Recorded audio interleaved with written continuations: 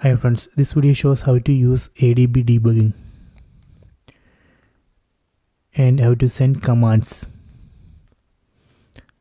Select settings from the right side, then select My Fire TV, then select developer options,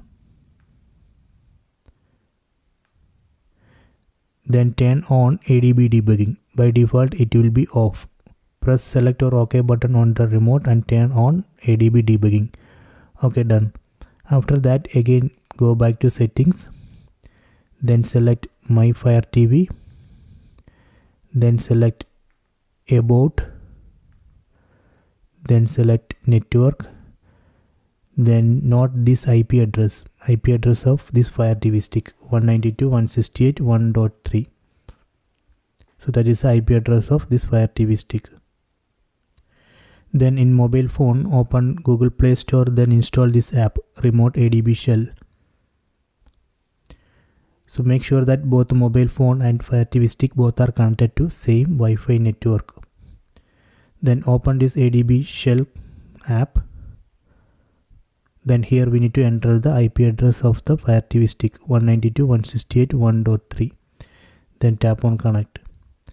Now in Fire TV stick you can see the message. Here we need to select OK.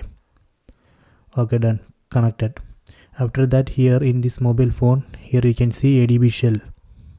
So here we can type ADB commands. For example, ADB install ADB PM app list to list all the packages. So let me run that command, PM list packages. That will list all installed packages. So you can see the command here, PM list packages. Let me execute it.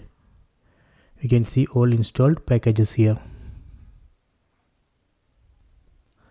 So this way we can type ADB commands here in ADB Shell, and that commands we can execute in Amazon Fire TV stick. So this way we can use ADB debugging. So please try it.